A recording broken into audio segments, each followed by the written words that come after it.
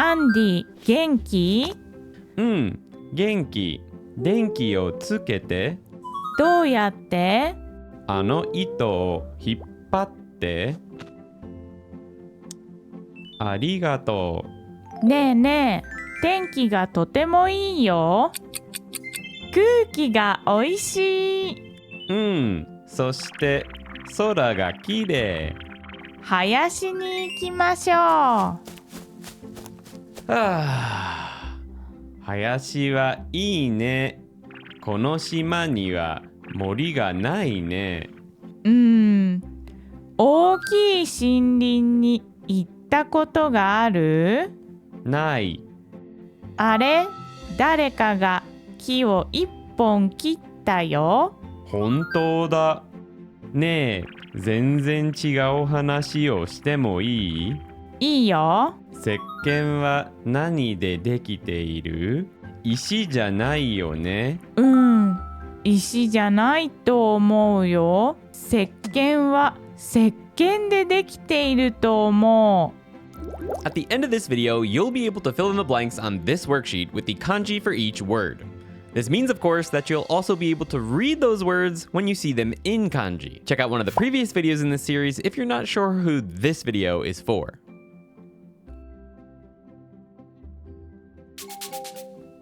Andy, 元気?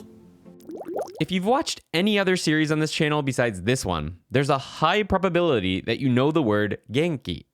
What you may not know is that it's generally used to mean lively or energetic. The first kanji we'll learn in N4, and the second one is the one we know as spirit. It's read as ki. That gives us genki. Write along with Yuki here, or pause the video and use the diagram on the left to try and practice writing the word. Andy, 元気?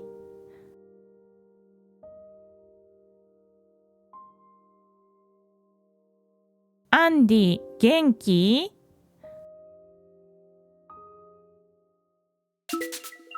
Our sentence here is very simple.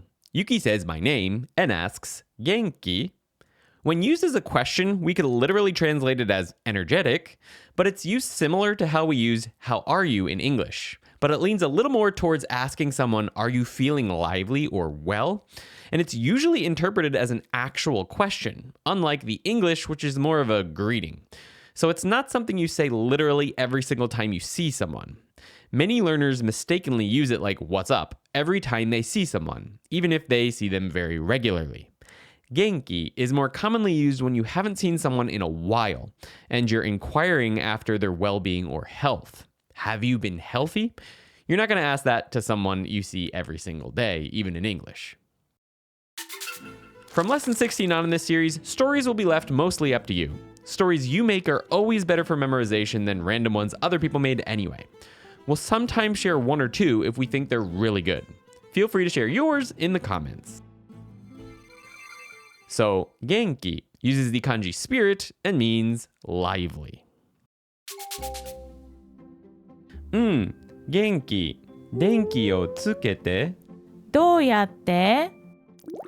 The combination of the kanji electricity and spirit makes this word seem like it should be the name of some cool new Pokemon or monster. It actually just means electricity, though. Or an electric light. Either one.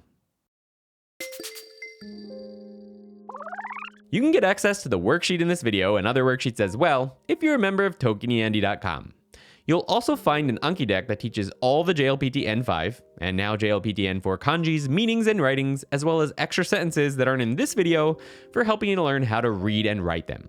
Not to mention, we have tons of other grammar, vocabulary, reading, and listening content. And we also check your exercises for pronunciation mistakes and for grammar mistakes. Check it out today. 元気。電気をつけて。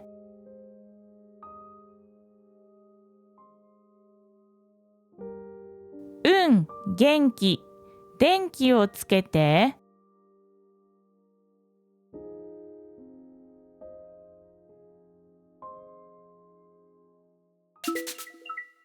I respond to Yuki's question with, yeah, genki. I'm lively or healthy or energetic. Denki o. Electricity is the object of tsukete. Turn on. Of course, we can assume here that I mean to turn on the light by flipping the switch that sends electricity to it. Not that my house's power needs to be turned on. So, denki uses the kanji electricity and spirit and means electricity or electric light. あの糸を引っ張ってありがとう The kanji for ito looks like a spool of thread to me, which is exactly what the kanji and the word ito means. あの糸を引っ張って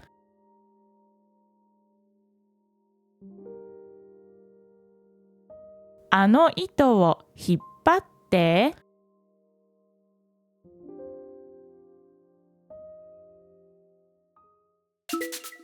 I tell Yuki how to turn on the light.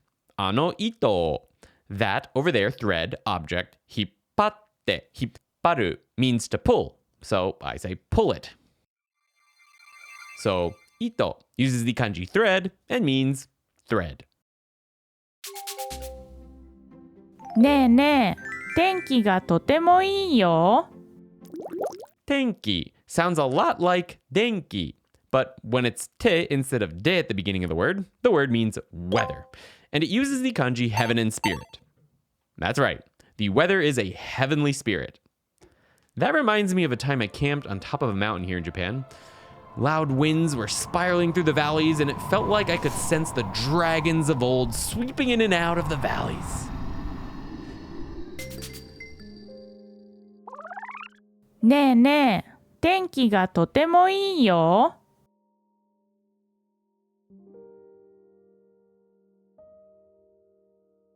ねえねえ、天気がとてもいいよ。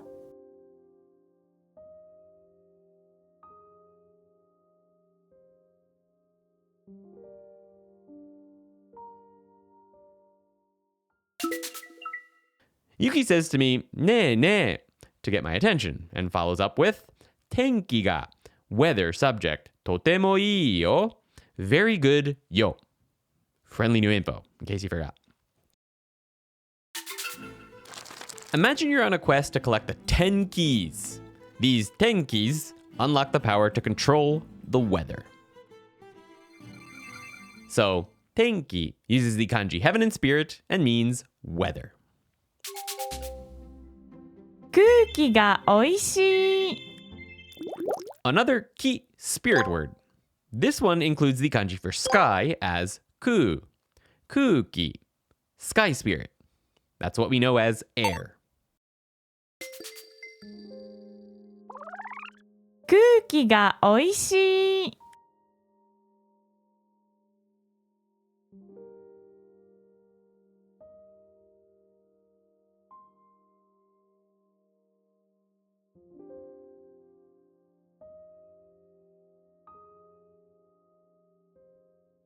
空気がおいしい。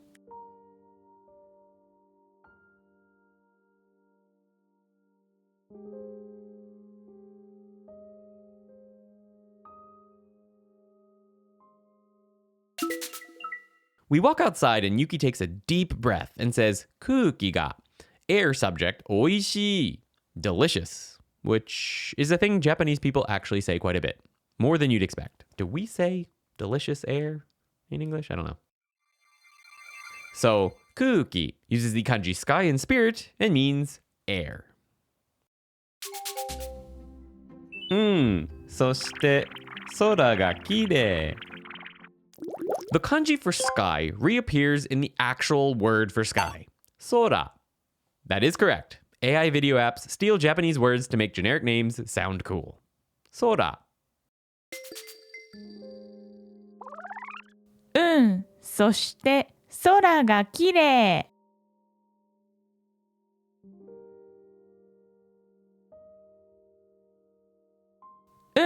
そして空がきれい。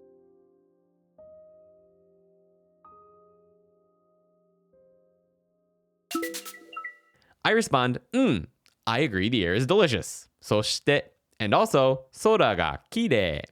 Sky subject beautiful. So, sora uses the kanji sky and means sky. 林に行きましょう。 The word hayashi uses the kanji made up of two trees that we learned as grove.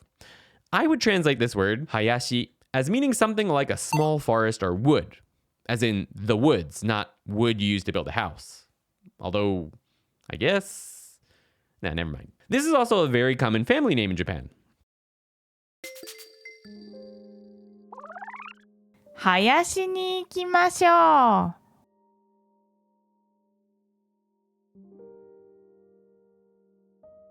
林に行きましょう。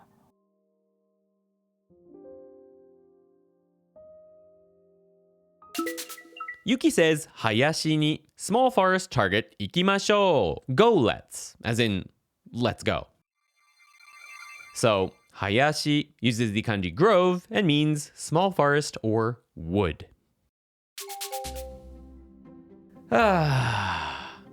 林はいいね。この島には森がないね。 Add another tree to the kanji hayashi, and we get the kanji for forest, which is exactly what mori means. In the dictionary, it's literally defined as being larger than a hayashi with more dense foliage. この島には森がないね。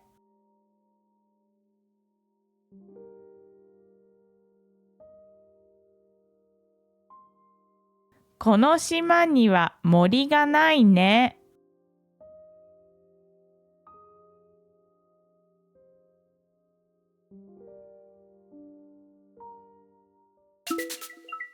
We arrive at the hayashi, and I say, hayashi wa ii ne. Hayashi, topic good ne. この島には this island, target topic. So the topic of the sentence is literally on this island or target this island. 森がないね. Forest subject not exist. Ne? So there's no actual forests in the Japanese game we use for these videos that is literally called 動物の森. Animal forest. You know that as Animal Crossing. So, mori uses the kanji forest and means forest. 大きい森林に行ったことがある？ない。 The dictionary defines 森林, which uses the kanji for both forest and grove, as a big mori. So, we'll say that the meaning for this one is big forest. Got that? In level of size, we have hayashi is smaller than mori, which is smaller than shinrin.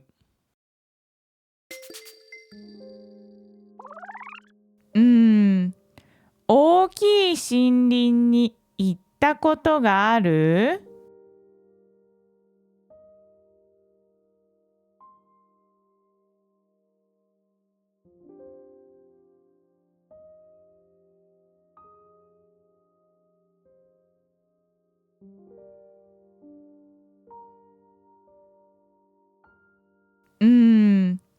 大きい森林に行ったことがある？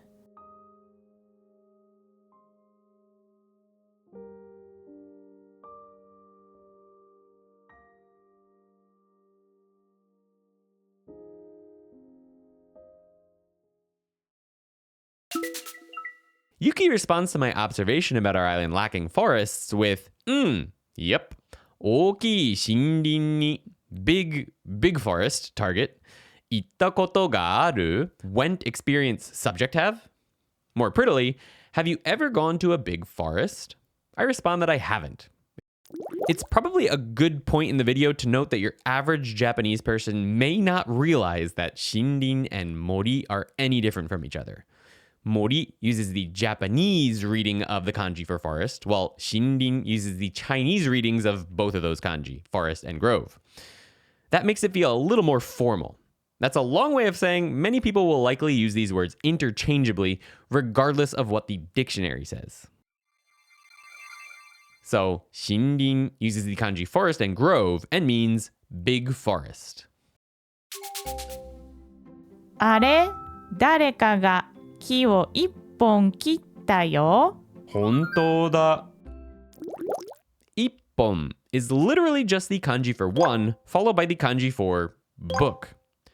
You'd be forgiven for thinking this means one book, but unfortunately, it doesn't. The counter hon, using the kanji for book, is actually a counter for long and thin objects. Bottles, trees, pipes, you name it.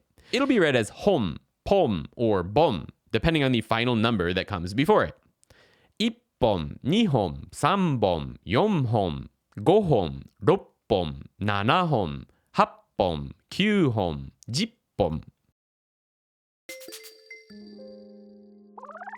あれ、誰かが木を一本切ったよ。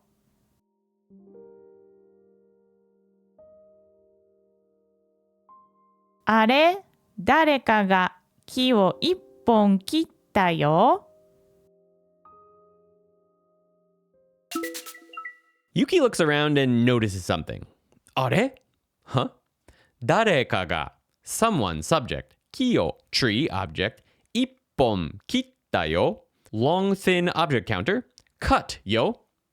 Remember that the number counter combination always comes after the thing it counts. It's 木を一本, not 一本木を.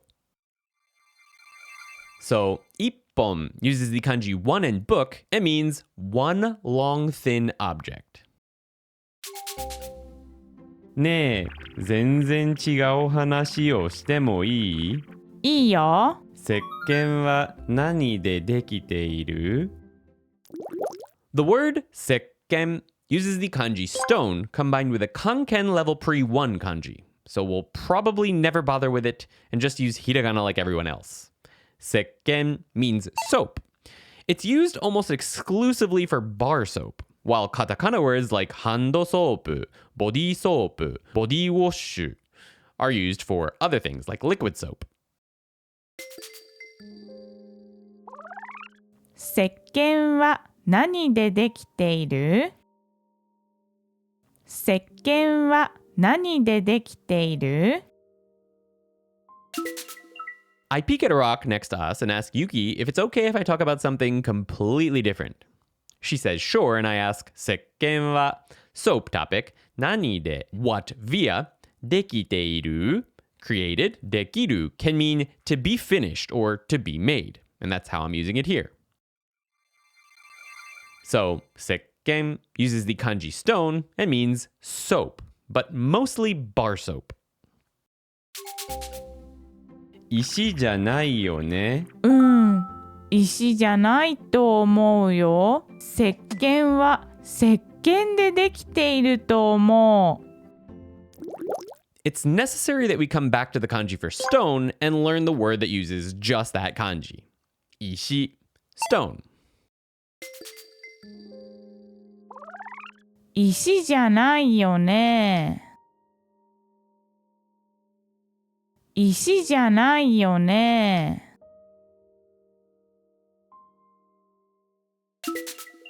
I ask 石じゃないよね.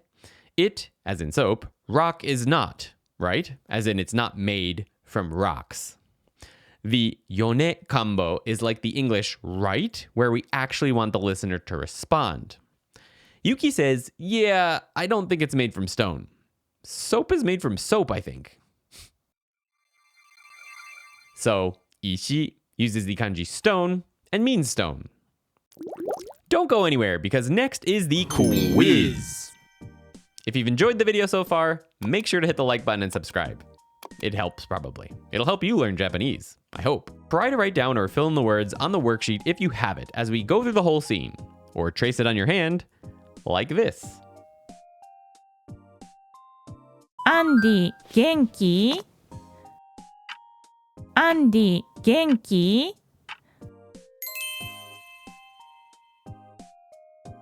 電気をつけて。電気をつけて。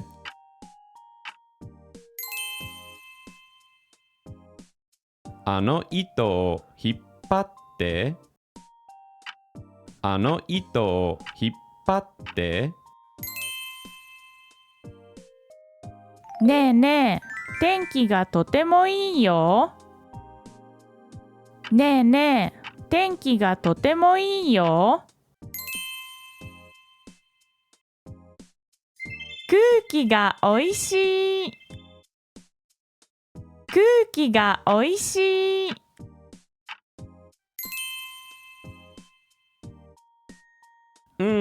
そして空がきれい。そして空がきれい。林に行きましょう。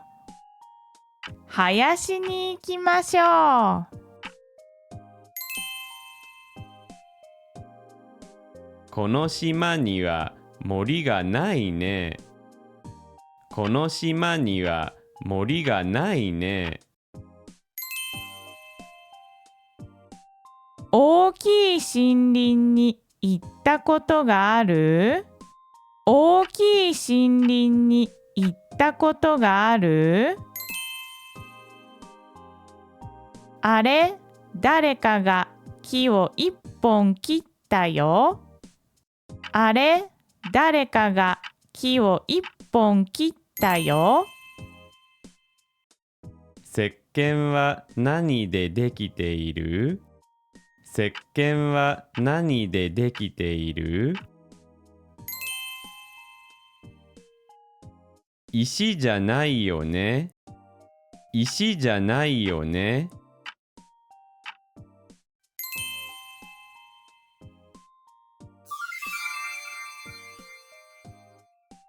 学校の後ろの森に大きい木がたくさんあります。学校の後ろの森に大きい木がたくさんあります。林の中を歩いていたとき、赤い鳥を見ました。林の中を歩いていたとき、赤い鳥を見ました。その川の石は全部緑色だ。その川の石は全部緑色だ。人々はたくさん木を切って森林が少なくなっている。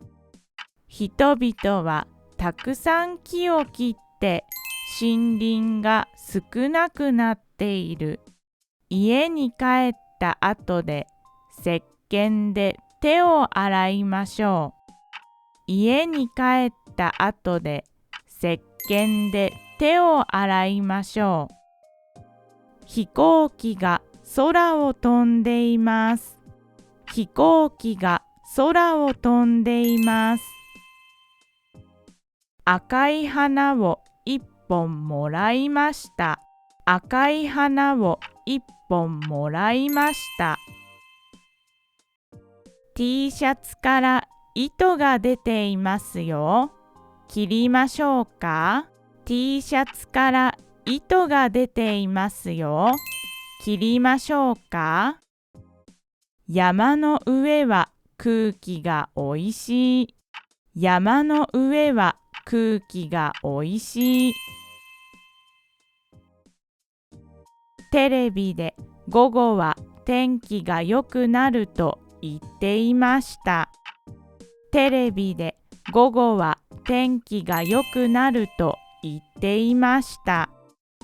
子供たちが公園で元気に遊んでいる。子供たちが公園で元気に遊んでいる。部屋が暗いですね。電気をつけてもいいですか？部屋が暗いですね。電気をつけてもいいですか？ We'll be covering even more words in the next video in this series. If it's already out, you can click somewhere on the screen to continue learning with us.